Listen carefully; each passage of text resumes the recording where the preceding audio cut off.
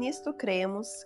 Capítulo 6. Os adventistas do sétimo dia creem que Deus é o Criador de todas as coisas e revelou nas Escrituras o relato autêntico de sua atividade criadora. Em 6 dias fez o Senhor os céus e a terra, e tudo que tem vida sobre a terra, e descansou no sétimo dia dessa primeira semana. Assim, ele estabeleceu o sábado como perpétuo monumento comemorativo de sua esmerada obra criadora. O primeiro homem e a primeira mulher foram formados à imagem de Deus como obra-prima da criação. Foi-lhes dado domínio sobre o mundo e atribuiu-se-lhes a responsabilidade de cuidar dele. Quando o mundo foi concluído, ele era muito bom, proclamando a glória de Deus. A criação. O relato bíblico é simples. Sob o comando criador de Deus, os céus e a terra, o mar e tudo que nele existe, Êxodo 20:11, apareceram instantaneamente. O pequeno período de 6 dias contemplou a mudança da terra que era sem forma e vazia, vindo a tornar-se um luxuriante planeta, fervilhante de criaturas plenamente maduras e as mais variadas formas de plantas. Nosso planeta foi adornado com cores claras, puras e brilhantes, variadas formas e fragrâncias colocadas ao lado de extraordinários sabores e perfeição de detalhes e funções. Depois disso, Deus descansou, cessando sua obra criadora a fim de estabelecer e desfrutar. Seriam lembradas para sempre a beleza e majestade daqueles 6 dias pelo fato de ele parar para a celebração. Examinemos brevemente o relato bíblico no tocante à criação. No princípio, criou Deus os céus e a terra. A terra achava-se envolvida em águas e escuridão. No primeiro dia, Deus separou a luz das trevas, chamando a parte clara dia e a parte escura noite. No segundo dia, Deus dividiu as águas, separando a atmosfera das águas que se espalhavam sobre a terra, criando assim condições para que outras formas de vida se desenvolvessem. No terceiro dia, Deus reuniu as águas terrestres num lugar específico, estabelecendo terra seca e mares. Então, Deus vestiu as montanhas, praias e vales. A terra, pois, produziu relva, ervas que davam semente segundo a sua espécie, e árvores que davam fruto, cuja semente estava nele, conforme a sua espécie. Gênesis 1:12. No quarto dia, Deus estabeleceu o sol, a lua e as estrelas, para sinais, para estações, para dias e anos. O sol deveria governar o dia, enquanto a lua governaria a noite. Gênesis 1, dos versos 14 a 16. Deus criou os pássaros e a vida marinha no quinto dia. Criou-os de acordo com a sua espécie. Gênesis 1:21. O que indicava que as criaturas por ele desenvolvidas deveriam reproduzir-se coerentemente, de acordo com suas próprias espécies. No sexto dia, Deus criou as formas superiores de vida animal. Disse ele: produz a terra seres viventes, conforme a sua espécie, animais domésticos, répteis e animais selváticos, segundo a sua espécie. Gênesis 1:24. Depois disso, coroando a obra de criação, Deus fez o homem à sua imagem, a imagem de Deus o criou. Homem e mulher os criou. Gênesis 1:27. Deus contemplou toda a sua obra e viu que era muito boa. Gênesis 1:31. A palavra criadora de Deus. Os céus pela sua palavra se fizeram, assegura o salmista, e pelo sopro de sua boca o exército deles. Salmos 33:6. De que modo operou esta palavra criadora? A palavra criadora e a matéria pré-existente. As palavras do Gênesis, disse Deus, apresentam a dinâmica ordem divina, responsável pelos majestosos eventos dos 6 dias da criação. Cada ordem veio acompanhada de energia criativa que transformou o planeta sem forma e vazio num paraíso. Ele falou e tudo se fez. Ele ordenou e tudo passou a existir. Salmos 33:9. Verdadeiramente foi o universo formado pela palavra de Deus. Hebreus 11:3. Esta palavra criadora não era dependente de matéria pré-existente. exemplo, nihilo. Pela fé, entendemos que foi o universo formado pela palavra de Deus, de maneira que o visível veio a existir das coisas que não aparecem. Hebreus 11:3.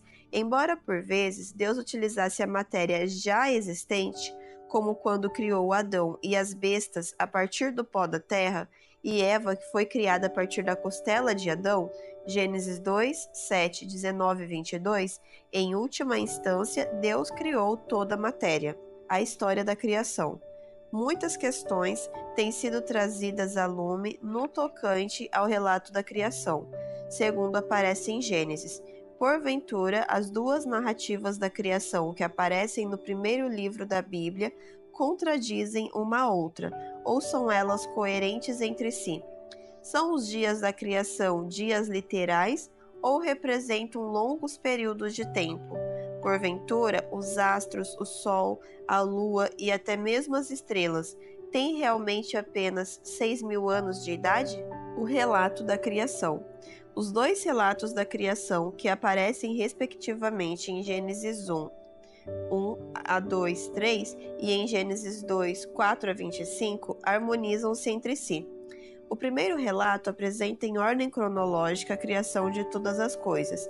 A segunda narrativa começa com as palavras: "Esta é a Gênese", uma expressão que no Gênesis faz a abertura da família humana. Essa narrativa descreve o lugar do homem na criação. Não é estritamente cronológica, mas revela que todas as coisas contribuíram para criar um ambiente adequado para o homem. Ela fornece mais detalhes da criação de Adão e Eva e do ambiente que Deus providenciou no Jardim do Éden, do que o fizera o relato anterior. Adicionalmente, ela nos informa sobre a natureza da humanidade e do governo divino. Somente quando estes dois relatos da criação são aceitos como literais e históricos é que se harmonizam com o restante das Escrituras. Os dias da criação. Os dias mencionados no relato bíblico da criação representam períodos literais de 24 horas, típica da forma como o povo de Deus do Antigo Testamento media o tempo. A expressão tarde-manhã especifica dias individuais como o dia iniciando ao pôr do sol. Veja Levítico 23:32 e Deuteronômio 16:6. Não existe qualquer justificativa para se dizer que a expressão representa um dia literal em Levítico. Por exemplo, em um período de milhões de anos em Gênesis. A palavra hebraica traduzida por dia em Gênesis 1 é Ion. Quando Ion se faz acompanhar de um número definido, sempre significa um dia literal de 24 horas. Por exemplo, Gênesis 7:11 e Êxodo 16:1. O que representa outra indicação de que o relato da criação está falando de dias literais, de 24 horas. Os 10 mandamentos oferecem outra evidência de que o relato da criação no Gênesis envolve dias literais. No quarto mandamento, Deus diz: "Lembra-te do dia de sábado para o santificar. 6 dias trabalharás e farás toda a tua obra, mas o sétimo dia é o sábado do Senhor teu Deus. Não farás nenhum trabalho, porque em 6 dias fez o Senhor os céus e a terra, o mar e tudo o que neles há, e ao sétimo dia descansou. Por isso o Senhor abençoou o dia de sábado e o santificou." Êxodo 20, dos versos 8 ao 11. Aqui, Deus torna a apresentar sucintamente a história da criação. Cada dia, Ion, foi preenchido com a atividade criadora, e depois o sábado representou o clímax da semana da criação. O sábado de 24 horas, portanto, comemora a semana literal da criação. O quarto mandamento não faria qualquer sentido se cada dia da criação representasse longos períodos de anos. Aqueles que citam 2 Pedro 3,8, para com o Senhor um dia é como 1000 anos, tentando provar que os dias da criação não representam dias literais de 24 horas, ignoram o fato de que a própria porção final do verso encerra com as palavras: "E 1000 anos são como um dia." Aqueles que veem nos dias da criação períodos de milhões ou até mesmo de bilhões de anos estão questionando a validade da palavra de Deus, da mesma forma como Eva foi levada a fazê-lo, tentada pela serpente. O que são os céus? Algumas pessoas sentem-se perplexas, o que é compreensível, face aos versos que afirmam que Deus criou os céus e a terra, e que ele fez o sol, lua e estrelas no quarto dia da semana da criação, há cerca de 6.000 anos.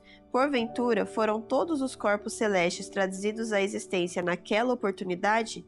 A semana da criação, por certo, não envolveu os céus, onde Deus habita desde a eternidade. Os céus de Gênesis 1 e 2 provavelmente se referem aos planetas e estrelas que se encontram mais próximos da Terra.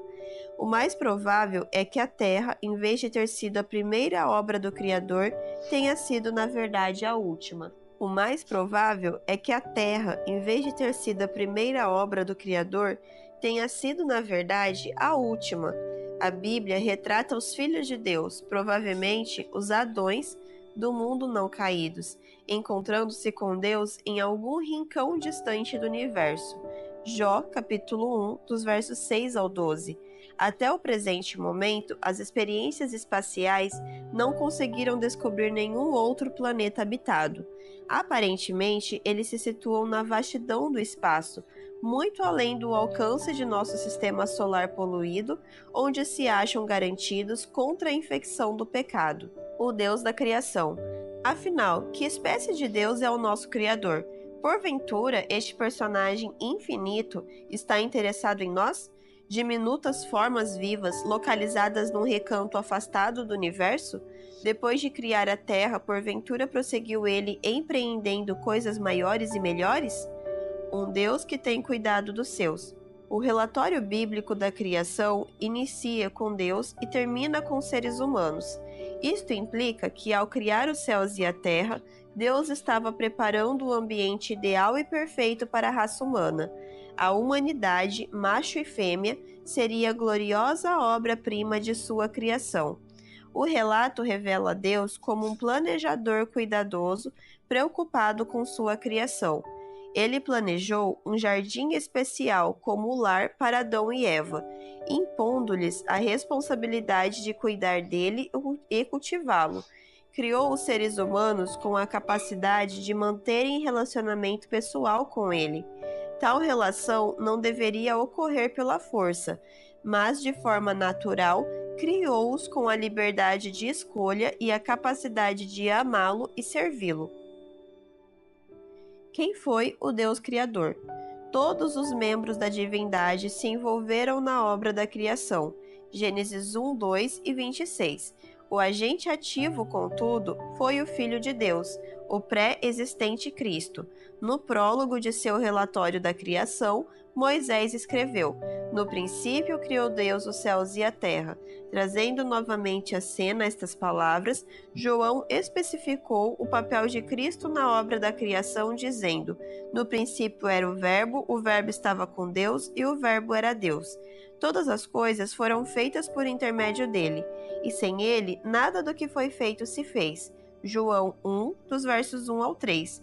Mais adiante, na mesma passagem, João torna abundantemente claro a quem se está referindo no contexto. E o Verbo se fez carne e habitou entre nós, cheio de graça e de verdade, e vimos a sua glória, glória como do unigênito do Pai. João 1,14.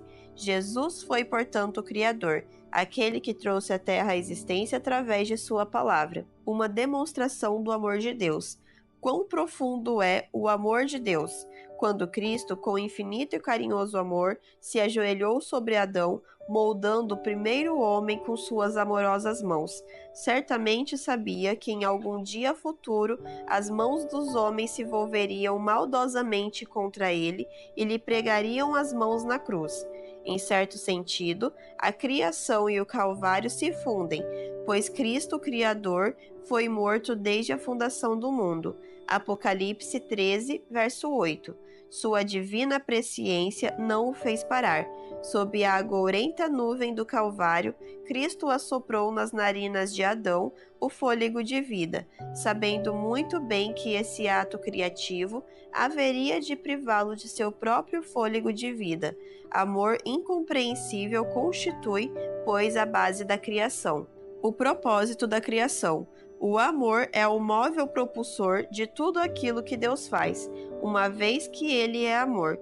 1 João 4,8. Ele nos criou não apenas para que pudéssemos amá-lo, mas também para que Ele nos pudesse amar. Este amor o levou a compartilhar na criação um dos maiores dons que Ele pode conferir, a existência. Porventura, indica a Bíblia, então, qual o propósito pelo qual o universo e os habitantes existem? Para revelar a glória de Deus. Através de suas obras criadas, Deus manifesta sua glória. Os céus proclamam a glória de Deus e o firmamento anuncia as obras das suas mãos. Um dia discursa a outro dia, e uma noite revela conhecimento a outra noite. Não há linguagem, nem há palavras, e deles não se ouve nenhum som. No entanto, por toda a terra se faz ouvir a sua voz e as suas palavras até aos confins do mundo. Salmos 19, dos versos 1 ao 4.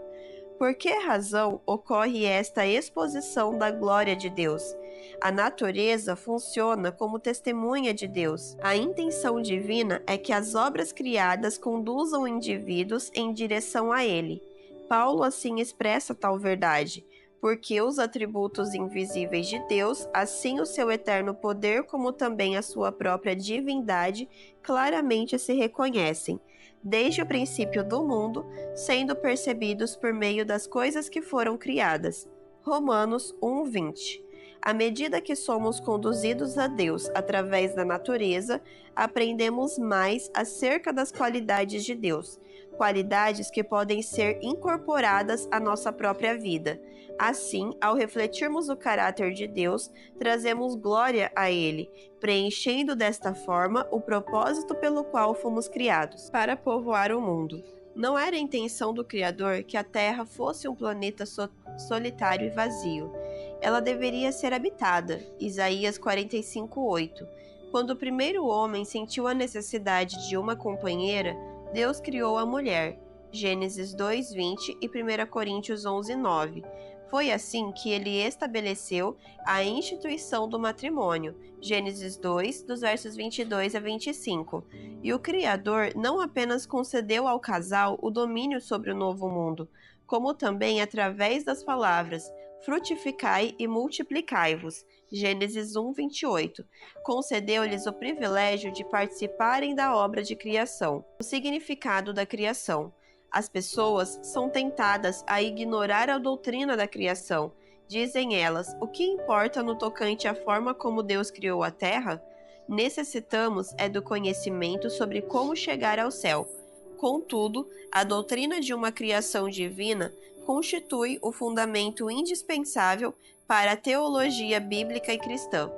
Bom número de conceitos bíblicos fundamentais acham-se enraizados na divina criação. Efetivamente, o conhecimento de como Deus criou os céus e a terra pode, em última análise, ajudar-nos a encontrar o nosso próprio caminho para o novo céu e a nova terra, dos quais fala João, o revelador.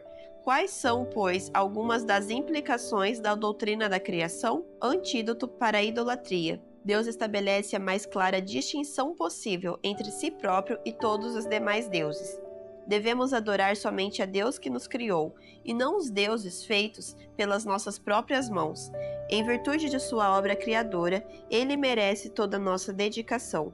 Qualquer relacionamento que interfira com esta dedicação total representa idolatria e sujeita-nos ao julgamento divino.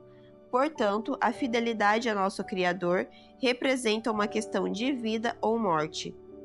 Fundamento da verdadeira adoração. Nossa adoração de Deus está baseada no fato de que Ele é nosso Criador e nós somos suas criaturas. Salmos 95:6. A importância deste assunto é indicada por sua inclusão na advertência chamado, que é dirigida a todos os habitantes da terra imediatamente antes do retorno de Cristo. Adorai aquele que fez o céu, a terra, o mar e a fonte das águas. Apocalipse 14:7. O sábado, memorial da criação. Deus estabeleceu o sábado do sétimo dia para que pudéssemos relembrar semanalmente que somos criaturas feitas por Ele.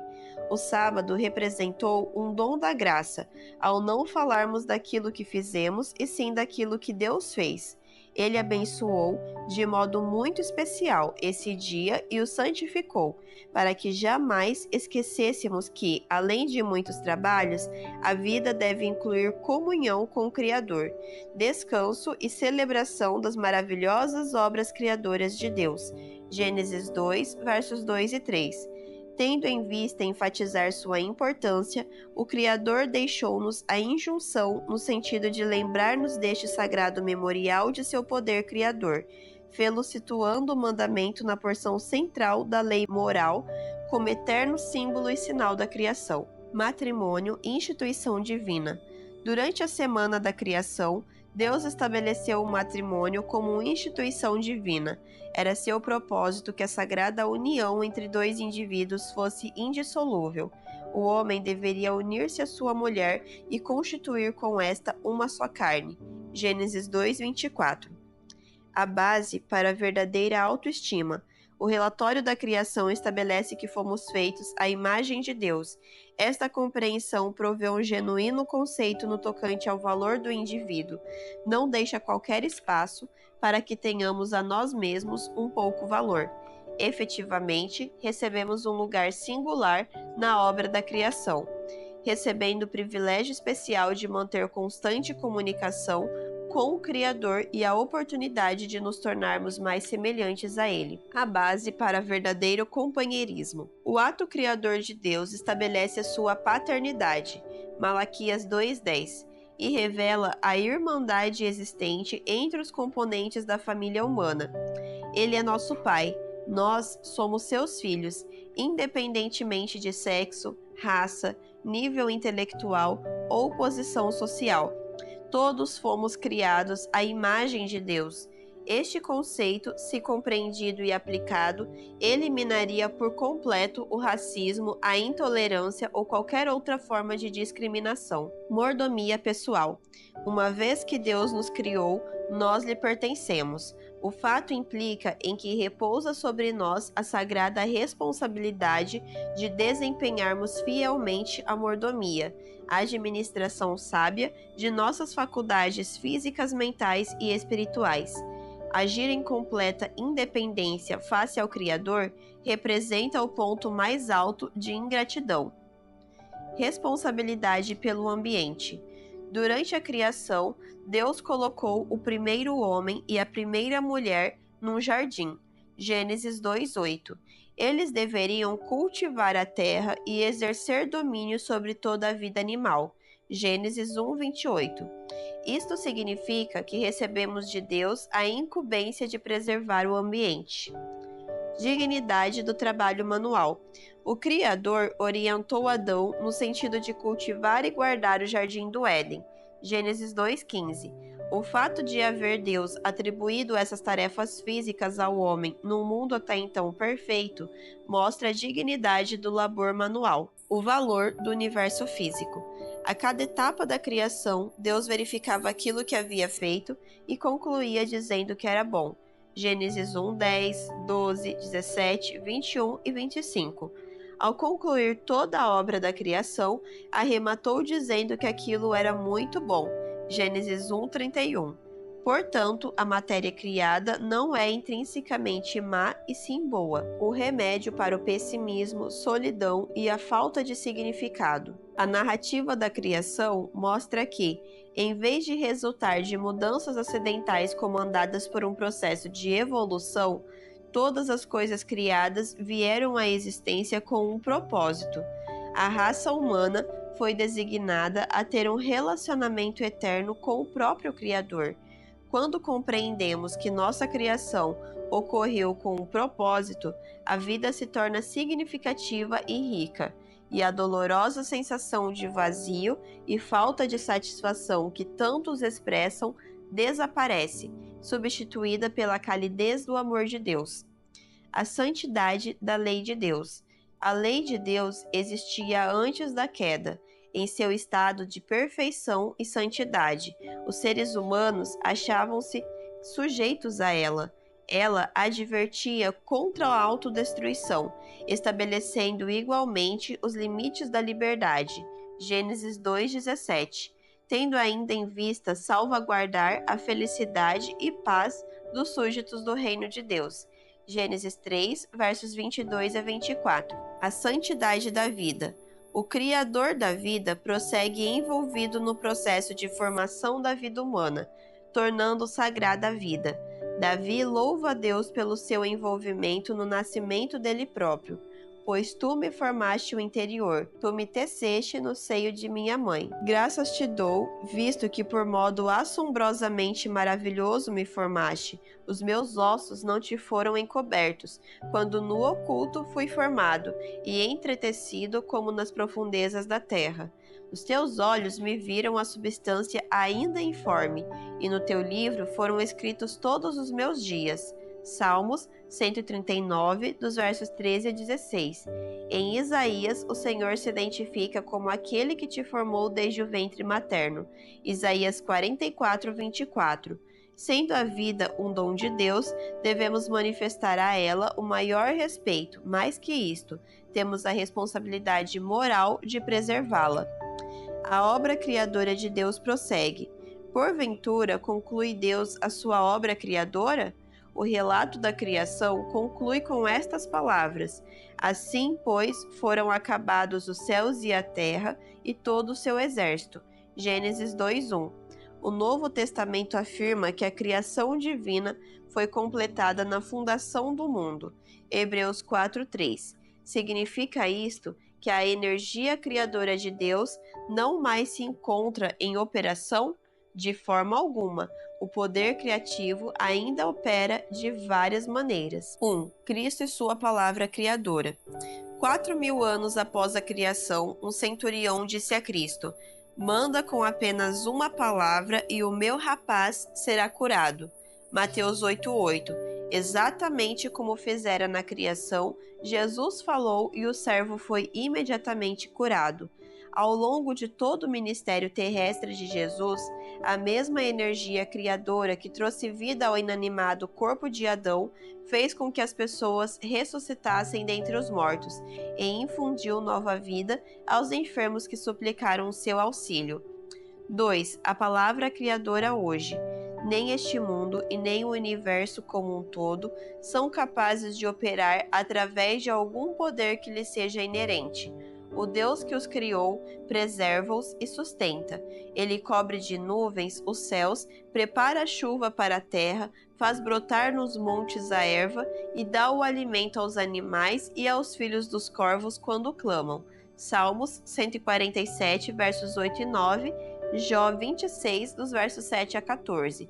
Sustenta todas as coisas através de sua palavra e nele subsistem todas as coisas. Colossenses 1:17, Hebreus 1:3. Somos dependentes de Deus para o funcionamento de cada célula existente em nosso organismo. Cada respiração, cada batimento cardíaco, cada piscar de olhos fala do cuidado de um Criador amorável. Nele vivemos e nos movemos e existimos. Atos 17:28. O poder criativo de Deus não se encontra envolvido apenas na criação, mas na redenção e restauração. Deus torna a criar os corações. Isaías 44, dos versos 21 a 28. Salmos 51:10. Paulo afirmou: Pois somos feitura dele, criados em Cristo Jesus para boas obras, as quais Deus de antemão preparou para que andássemos nelas. Efésios 2:10. Se alguém está em Cristo, é nova criatura. 2 Coríntios 5:17. Deus, que governa as muitas galáxias através do cosmo, utiliza o mesmo poder criador para recriar o mais degradado pecador, fazendo novamente sua própria imagem. Esse poder redentor e restaurador não se limita a modificações de vidas humanas. O mesmo poder que originalmente criou os céus e a terra ocupar-se-á depois do julgamento final em recriá-los, tornando-os uma nova e magnificente criação, novos céus e nova terra. Criação e salvação. Desta forma, em Jesus Cristo, a criação e a salvação se encontram. Ele criou um universo majestoso e um mundo perfeito. Tanto os contrastes quanto os paralelismos entre criação e salvação representam algo de muito significado. A duração da criação. Por ocasião da criação, Cristo ordenou e logo tudo aconteceu. Em vez de longos períodos de metamorfose, sua palavra criadora é que foi responsável pela criação. Em 6 dias criou ele todas as coisas. Ainda assim, poderíamos perguntar: por que utilizou ele 6 dias? Não poderia ele haver falado apenas uma vez, trazendo imediatamente todas as coisas à existência? Talvez ele tenha desfrutado do prazer de ver o nosso planeta ser organizado ao longo de 6 dias. Ou ainda, este período mais longo tenha tido a ver com o valor que ele atribui a cada coisa criada, ou com o seu desejo de demonstrar que o ciclo semanal de 7 dias deveria servir de modelo para as atividades e o repouso que ele designou ao ser humano. Entretanto, observemos que a salvação não foi trazida a lume apenas pela palavra de Cristo. O processo de salvar pessoas tem se estendido ao longo de milênios.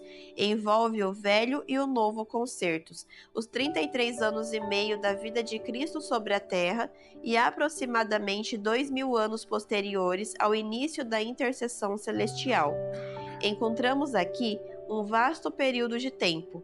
De acordo com a cronologia bíblica, são aproximadamente 6.000 anos desde a criação, e as pessoas ainda não retornaram ao Jardim do Éden. O contraste existente entre o tempo requerido para a criação e aquele necessário para a recriação demonstra que as atividades de Deus sempre ocorrem no sentido do maior interesse pela raça humana.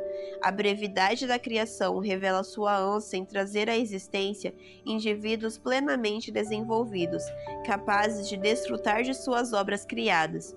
Se Deus houvesse postergado o término da criação, fazendo-a depender de um processo de desenvolvimento gradual, para cuja conclusão se fizessem necessários longos períodos de tempo, isto teria sido contrário ao amorável caráter de Deus.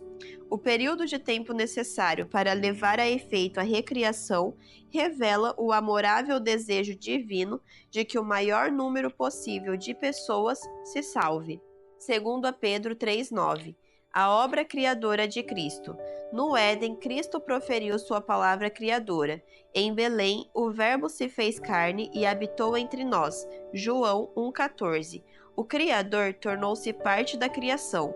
Quão indescritível condescendência! Embora ninguém tivesse testemunhado a divina criação do mundo, muitos puderam testemunhar o poder que restaurou a vista aos cegos, a fala aos mudos, a cura dos leprosos e a restauração da vida aos mortos.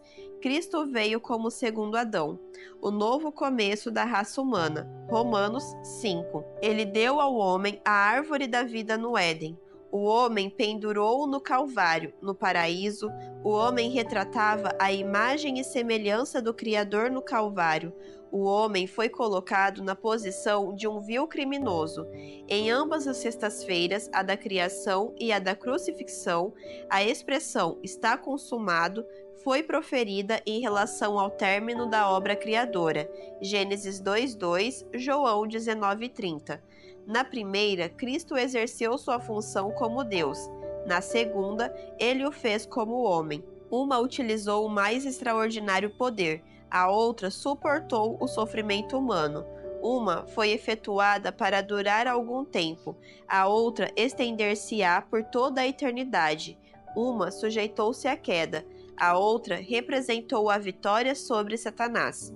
Foram as perfeitas e divinas mãos de Cristo que, pela primeira vez, concederam vida ao homem, e são as mãos de Cristo perfuradas e sangrentas que oferecem ao homem a vida eterna. Assim, pois, o homem não é apenas criado, ele pode ser recriado. Ambas as obras de criação representam o trabalho de Cristo. Nenhuma delas proveio do íntimo do próprio homem, como resultado de desenvolvimento natural. Criados à imagem de Deus, temos sido chamados para glorificá-lo. No coroamento da obra criadora, Deus convida cada um de nós para que entre em comunhão diária com Ele, em busca de seu poder regenerador. Desta forma, para a glória de Deus, seremos capazes de refletir mais plenamente a sua imagem.